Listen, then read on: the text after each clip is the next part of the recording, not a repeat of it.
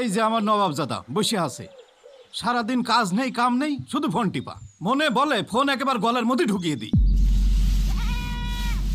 মানুষের ছেলে পেলে লেখাপড়া করে কত ভালো ভালো চাকরি করছে, আমিও একটা জন্ম দিয়েছি, কত কষ্ট করে লেখাপড়া শিখেছি।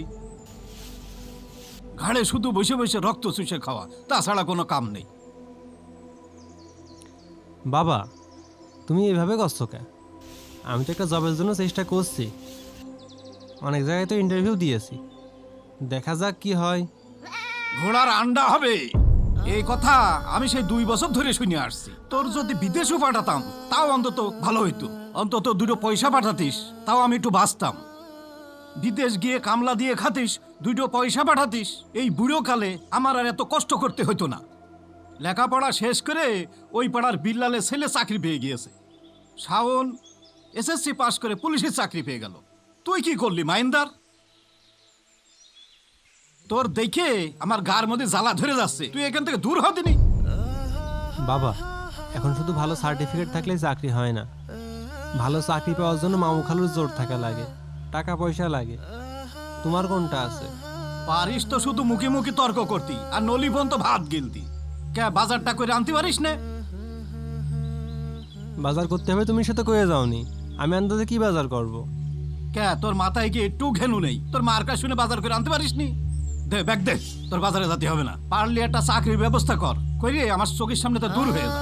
যত সব কুলাঙ্গার জন্ম দিয়ে থুইছি, কপালে কি যা আছে।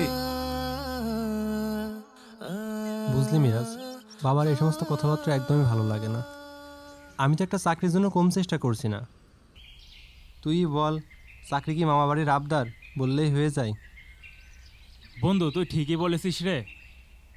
চাকরির জন্য অভিজ্ঞতা লাগে, আবার অভিজ্ঞতার জন্য চাকরি লাগে। কি এক বাজে সিস্টেম আমাদের দেশে। চাকরির জন্য অভিজ্ঞতা লাগবে, এটাই তো স্বাভাবিক। আসলে দোষটা আমাদের এডুকেশন সিস্টেমের।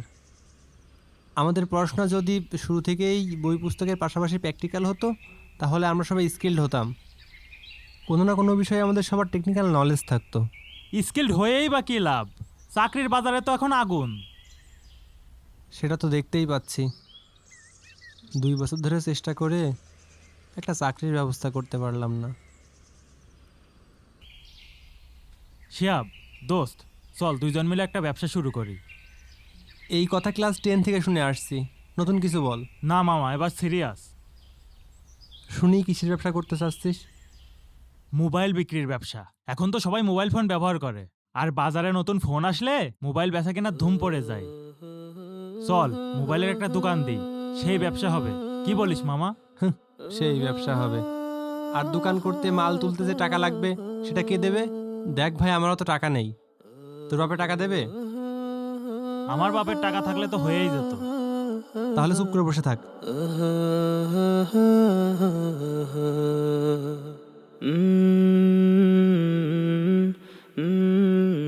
এই মামা, একটা মোবাইল সার্ভিসিং এর দোকান দিলে কেমন হয়? মোবাইল সার্ভিসিং এর দোকান? পড়াশোনা শেষ করে এখন মোবাইল সার্ভিসিং এর দোকান দিলে লোক কি বলবে ভেবে দেখেছিস একবার? না মানে দেখ, এখন সবার কাছেই মোবাইল আছে, সবার মোবাইলে কম বেশি নষ্ট হয়। নষ্ট হলেই তো সবাই নতুন মোবাইল কেনে না, আগে সবাই সার্ভিসিংয়ে দেয়। আর সার্ভিসিংয়ের দোকান দিতেও বেশি টাকা লাগে না। শোন, আগে আমরা মোবাইল সার্ভিসিংয়ের দোকান দেব, তারপর আমরা মোবাইলের দোকান দেব। তোর মাথা ঠিক আছে? পড়াশোনা শেষ করেছে কি মোবাইল মেকানিক হওয়ার জন্য? আরে মামা, এটা তো আমাদের লং টাইম প্ল্যান না। আর তাছাড়াও কি মানুষ এক লাফে গাছের মাথায় ওঠে? তুই ওই পাড়ার ইসমাইলকে দেখ, আগে কি ছিল আর এখন কি হয়েছে। তুই যাই বলিস না কেন, আমার না এসব ছোটো কাজে একদমই মন টানে না। লোকে কি বলবে একবার ভেবেছিস? দেখ শিহাব, কোনো কাজই ছোট না, মন ছোট হলে সমস্যা।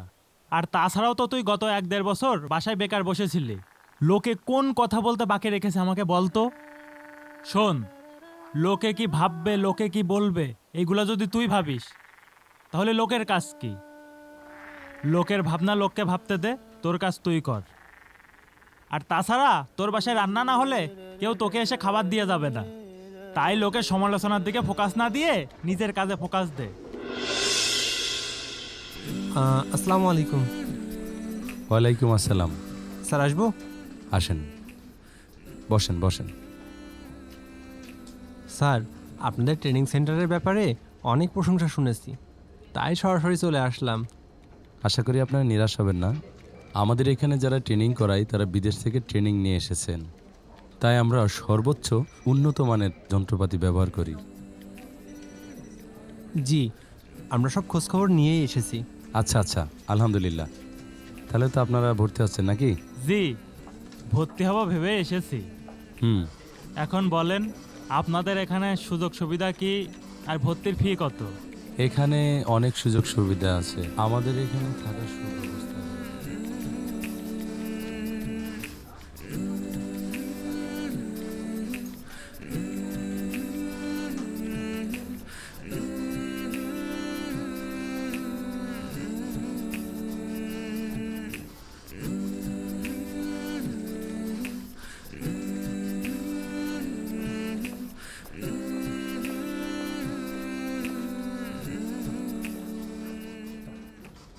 মাশাল্লাহ মাশাল্লাহ, আপনাদের উদ্যোগ অনেক চমৎকার।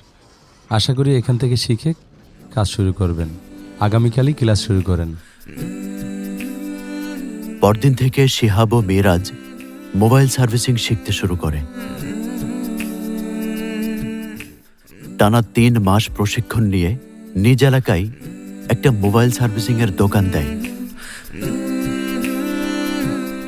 এলাকার লোকজন অনেক হাসাহাসি করে, কিন্তু ভালো সার্ভিস দেওয়াই মাত্র 2 বছরেই তারা একটা মোবাইলের শোরুম গড়ে তোলে। প্রথমে যারা হাসাহাসি করত, আজ তারা সম্মান দিয়ে চলে।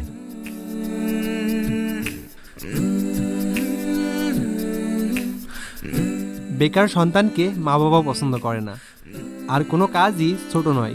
তাই চাকরির পিছনে না ছুটে নিজে কিছু করুন।